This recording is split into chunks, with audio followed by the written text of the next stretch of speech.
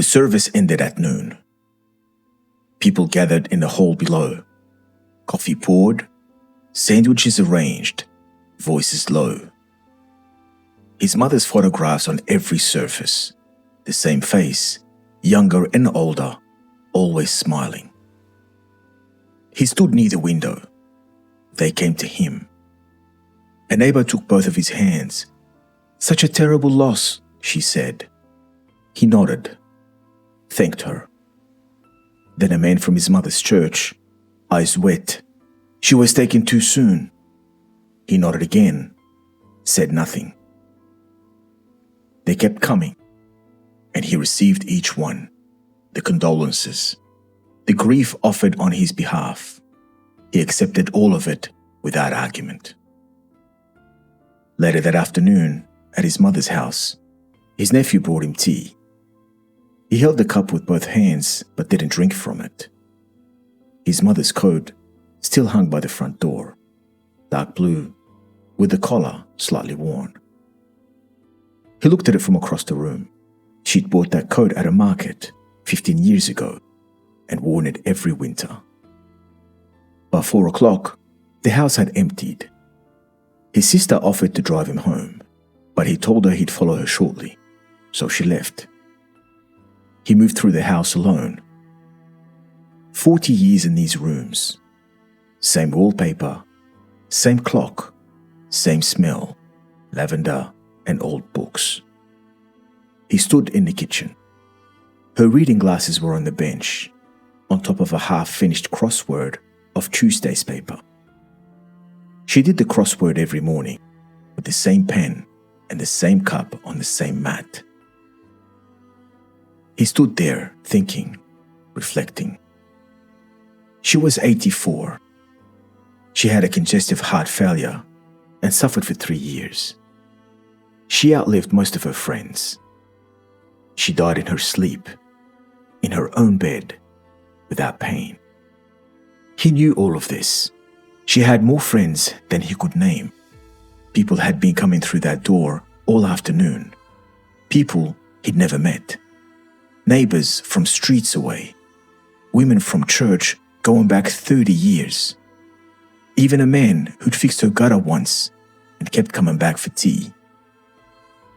She'd never had a cruel word for anyone, not once. She'd laughed easily. She fed people. She remembered their birthdays, sent cards by post every year. She'd been comfortable in her own skin in a way he'd spent most of his life trying to understand. She hadn't died with things unsaid. Not alone, not in a hospital, not in the middle of something unfinished, but in her sleep, in her own bed, in the house she loved. He sat with that. The corners of his mouth moved, just slightly, not wide, just there. He looked at the crossword she hadn't finished. He picked up the pen, looked at the clue she'd stopped at. He sat down on a kitchen stool. His eyes stayed on the page a long time. The kitchen was quiet, but the clock ticked. He set the pen down, left the crossword where it was, stood up, turned off the kitchen light, walked to the front door, lifted his mother's coat from the hook, folded it over his arm, stood there, holding it, then opened the door and walked out into the afternoon.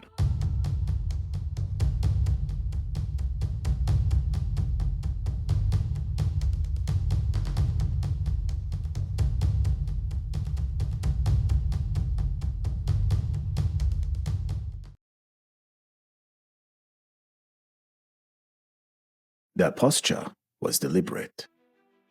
It was chosen for a reason. Maybe it still works. Maybe it doesn't. Either way, it's been held long enough to feel permanent. Here is what most men miss. The way you explain something to yourself determines what you do about it, not the thing itself, the explanation. A girlfriend leaves. The event is the same for every man. but the explanation splits everything that follows. One man tells himself she left because he's worthless or no woman will want him. Another tells himself she left so someone better could come along. Same door closing, different story, different next move. The situation hasn't changed. The explanation has. And the explanation decides what happens next. Some men are winning, but they keep score wrong. They can't see their own progress because the way they explain things hides it. The frame is broken. The count doesn't match reality. This isn't about positive thinking. This is mechanics. The frame you put around an event controls what that event means, and meaning controls response. You lose your job. One way to explain it is it's a disaster. It's embarrassing. It's a failure. It is a dead end. Another way to explain it is this is a chance to fix problems. It's freedom to try something better. More options instead of fewer. The job is gone either way, but the explanation decides if you move forward or you freeze. Both versions can be true at the same time. But most men don't know they control this. They think the event owns them. It doesn't. The story about the event owns them, and that story was built, and it can be rebuilt. Now here's the part that's harder to see. Every action has to match your self-image. That's not a choice. It's how the mind works. A man can't act in ways that contradict what he believes he is. So he explains. He builds a story until the action fits the identity. Good action or bad action doesn't matter. The explanation makes it fit. This is why the same man can ignore an insult one day and fight over it the next, and call both discipline. The action changed. The explanation stayed the same. Both prove he's in control. One proves it through walking away. The other proves it through stepping in. Same identity, different frame. The explanation is the switch. If you want to change how someone acts, don't argue about what they did. Change how they explain what they did. Shift the frame. The picture stays the same. The frame changes. And suddenly, the same thing looks different. This is what good teachers do. They show you another way to see it. Not lies, just a truth the old frame was blocking. The past only weighs what you give it. Most suffering isn't the original hit. It's the replay. The story you tell yourself over and over. Same detail, same ending. No new facts, just repetition. And what you repeat, you strengthen. Discipline doesn't start with action. It starts with attention. What gets attention gets weight. What gets weight gets carried. And what gets carried bends the back. The past has no hands, no voice, no weight. It only exists when you bring it up.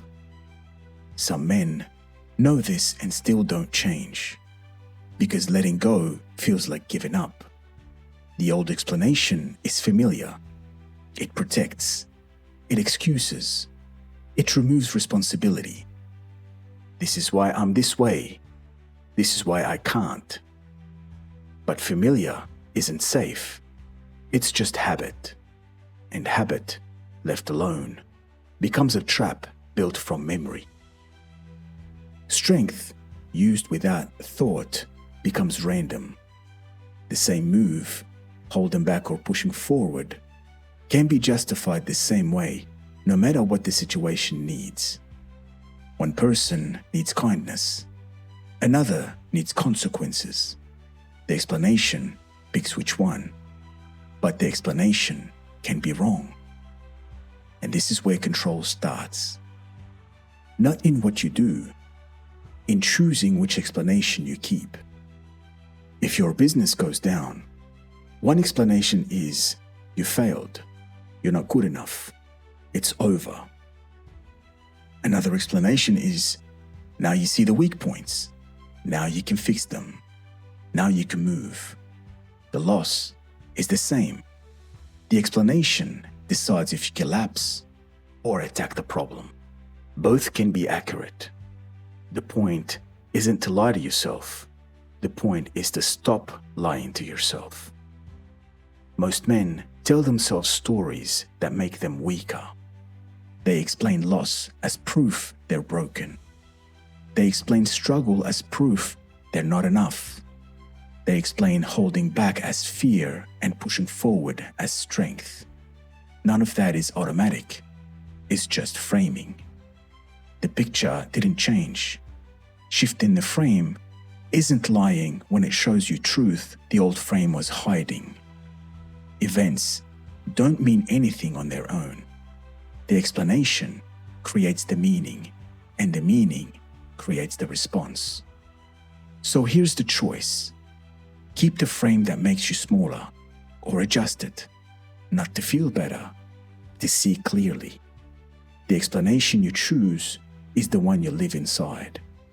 Make sure it's true. Make sure it's weight worth carrying. And if it isn't, put it down.